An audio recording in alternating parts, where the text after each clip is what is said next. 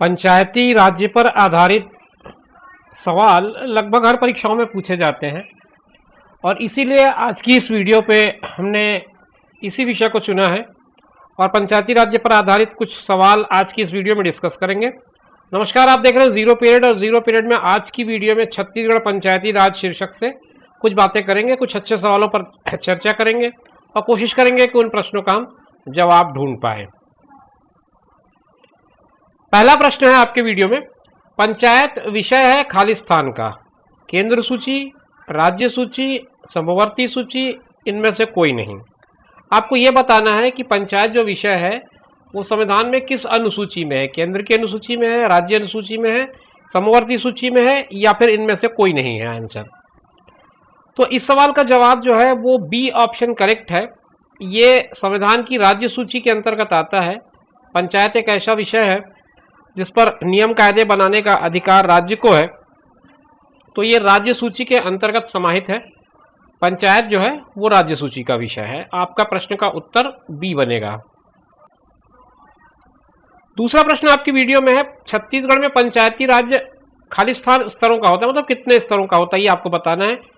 2 स्तर, 3 स्तर, 4 स्तर या 5 स्तर। आपको 4 ऑप्शन है, 4 में से एक चुनना है। तो इसका जो सही जवाब है वो 3 है।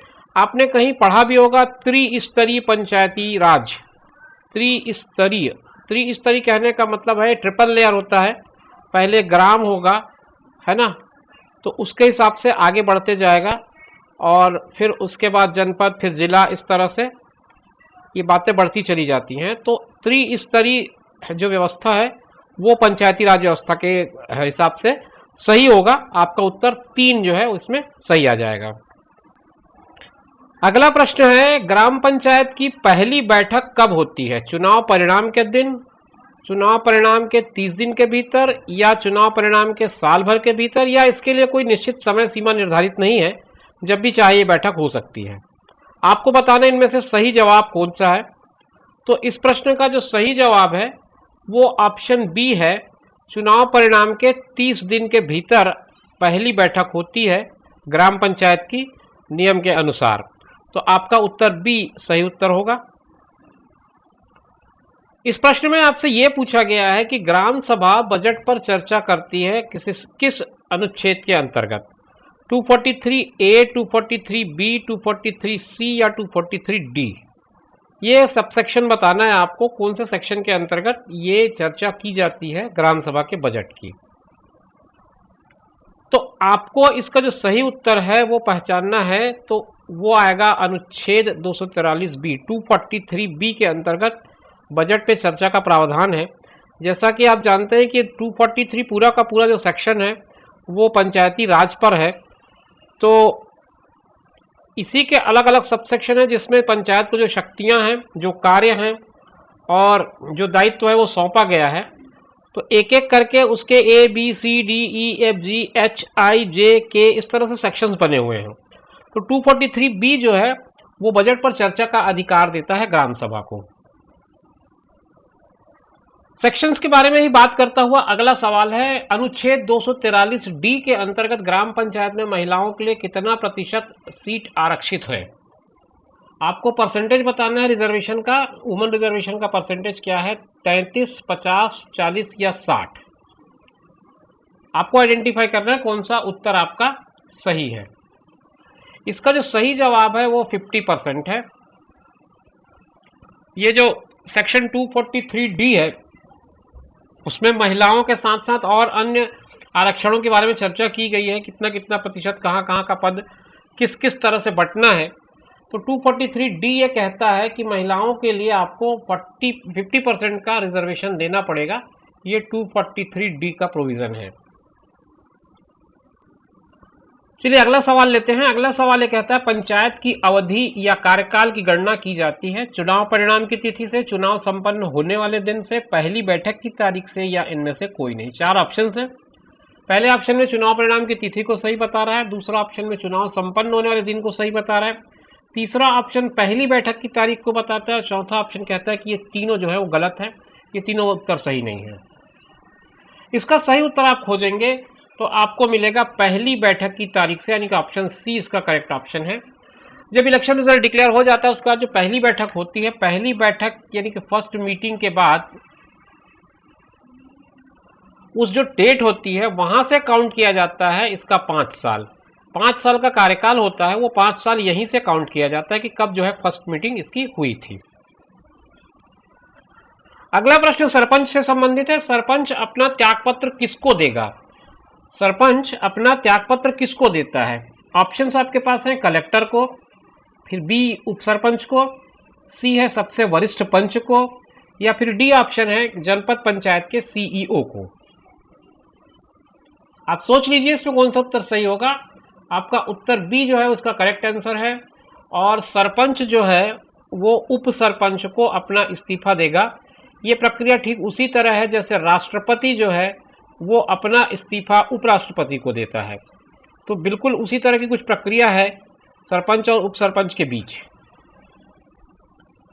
अगला प्रश्न है सरपंच चुने जाने के लिए न्यूनतम शैक्षणिक योग्यता क्या है? 5वीं पास, 8वीं पास, 10वीं पास, या फिर इसके लिए कोई निर्धारित शैक्षणिक योग्यता नहीं है? थोड़ा विचार करिए इस पर, बहुत गंभीर प्रश्न है। तो आपको मैं बताऊं इस प्रश्न का जो सही जवाब है वो भी ऑप्शन बी है, 8th पास होना चाहिए सरपंच को कम से कम। ये नियम में लिखा गया है।